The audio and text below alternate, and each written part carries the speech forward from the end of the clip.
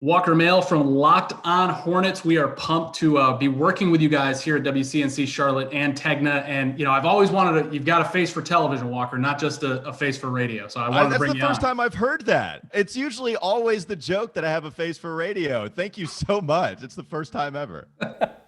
That was part of the contract between the two sides. I had to get that in there. Well, that's fine. I'll take it anyway. Walker, A strong finish for Charlotte last night at Minnesota to that first half.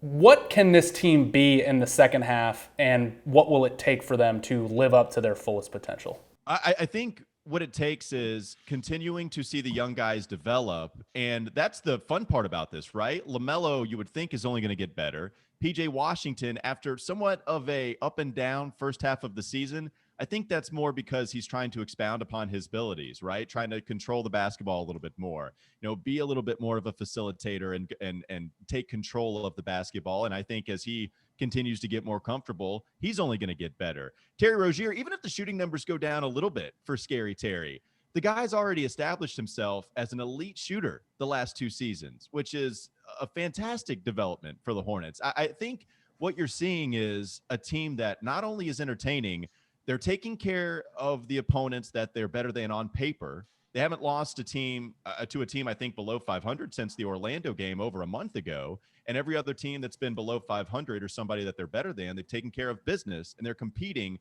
against some of the teams that are above 500. I'm excited to see what this team is going to do in the second half.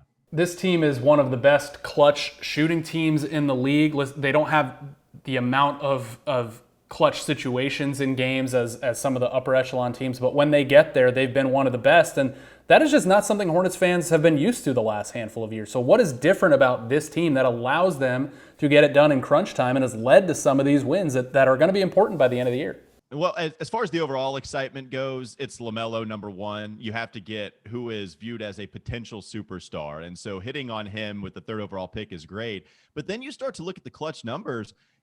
Devontae Graham was clutch last year, especially in the first half of the season. And Terry, going back to him, has been very clutch even last year, and it's continued so far. Guys like PJ Washington, he shows up against a team like Sacramento. How about Malik, who was solely responsible for that overtime win against Miami with the fourth quarter going into overtime there. And then you see him hit the and one against Sacramento. It's weird. The math people would tell you it's all kind of a fluke, right? It all just is something that the numbers will regress back to the mean at some point.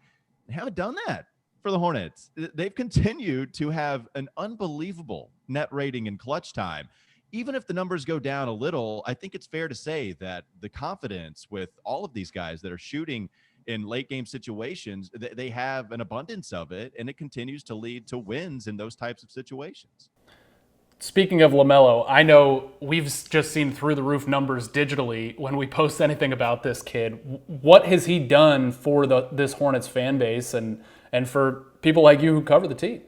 He was always going to be the most entertaining player in this draft. That was actually somewhat used as a knock on him coming out, was he was going to be an entertaining basketball player, but he wasn't going to be a winning basketball player. That was a take you heard constantly at the beginning. That's not true. The counting stats are great for him. He's averaging over 20 points per game the last month. That got him a second Eastern Conference Rookie of the Month award. There's only been two that's been given out, and he's gotten both of them.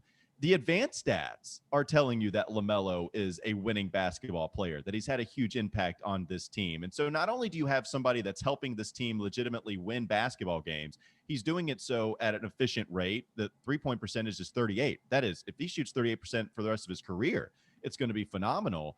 He also is giving you the behind-the-back passes, the alley-oops to Miles Bridges, where we're getting the Airbnb nicknames coming about. It's really remarkable to see somebody that brings winning basketball to a franchise, but also is as exciting to watch as he is. He is must-see TV. He's one of the most entertaining players, not entertaining young players. He's one of the most entertaining players in the association, and it's fun for that to be on Charlotte's roster. We all have the vision of what LaMelo can be down the road past his rookie season. What can he be for this team in this very important second half? I think what he can do is continue to get the most out of the basketball players that are on the roster right now. I was looking at a stat that PJ Washington, Miles Bridges, Terry Rozier, all the players that he's on the floor with the most amount of time, they're shooting at a better percentage on LaMelo Ball passes than they were on Terry Rozier passes last year when Terry was asked to facilitate a little bit more, or now he's moving more to an off-ball role, shooting at an extremely high clip with the catch and shoot. And LaMelo is setting these guys up with great opportunities. Think about Cody Zeller coming back into the fold after the injury. When he drives and he's got the little slip passes in the paint, Cody is able to convert on those. And the behind over the head pass that LaMelo will do anytime he dribbles into the paint. Guys have really benefited from that. I think LaMelo's facilitating and the decision-making on when he can score, the floaters, he's gotten a lot better at that as the season has gone on. He helps this team in so many different ways. And I don't think anybody, even the LaMelo Ball truthers out there, the guys that were so happy that he was going to be a Hornet, I don't think even they expected this type of performance. And it's been remarkable to see. Does this team need to make a move by the trade deadline? I don't think so. And I guess that question is probably predicated on what you want. If you want to go for a playoff spot this season, full speed ahead, which this year means a top 6 seed to get out of the play-in tournament, then you probably do. But I don't want to get rid of younger players in order to get a guy like a Nikola Vucevic, who has been rumored to possibly be a target for the Charlotte Hornets. I don't want to do that right now. Mitch Kupchak has shown a lot of patience, and I think he needs to continue to show a little bit more patience before I think the real expectations come next season. There'll be a play-in team. There'll be a team that is – the Eastern Conference is extremely close right now, and that's all well and good. But the real expectations, the time where we can start to really want to make a move and climb up the Eastern Conference standings, I think that comes next year. I think right now we just enjoy what we're getting from this team, and next year is the time where I think we start to truly think of climbing up the ladder in the Eastern Conference. Walker, when's the last time Hornets fans have had this entertaining of a product, basically night in and night out? You have to go back to the early 90s. It's probably LJ and Alonzo Mourning and Muggsy Bogues when those guys put the Hornets logo and the color scheme on the map. Because even in the early 2000s, people loved those teams, right? Even when you had the 7-game series against the Milwaukee Bucks, failing to get to the 76ers in the Eastern Conference Finals in 2001, people loved Baron Davis, Jamal Mashburn. You had a couple of those guys that were, 1 or 2 time All-Stars in their career, and they were fun. But this kind of buzz that LaMelo was bringing, you have to go all the way back to LJ and Alonzo and Muggsy and those teams for you to kind of find something that even comes close to this. Never got it with the Bobcats. You didn't get it really with Kemba, as much as he clearly is the franchise's best player given longevity and talent. He didn't bring this kind of attention to the team. You have to go back to the early 90s when you're talking about Zoe and LJ to match anything close to what LaMelo's bringing. Speaking of LaMelo, one more on him, of course. What is his potential now that you've seen him for half a season? I didn't see the shot going in at this rate from 3. And if you're telling me that this is real, that this is sustainable, and he can continue to shoot anywhere, he can even go down a couple percentage points to 36, and he would still be just fine. For a real threat from deep.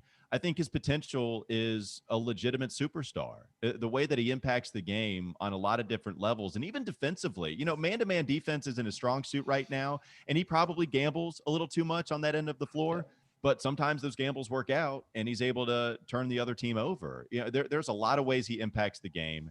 You're talking about him being a legitimate top 5, at least in consideration of a top 5 young player in the NBA right now that you'd most like to have in the Luka Doncic category. He's number 1, Zion, but he's in that category at least. Sky's the limit for him. There's a reason we're having this kind of attention surrounding the Charlotte Hornets right now. It's because he's the 3rd overall pick and it's working out. Yep, superstar in the making. Walker Mehl, a TV star in the making. Thanks for being with us, and look forward to having you a lot down the road. Yeah, thanks so much, man. This has been a lot of fun.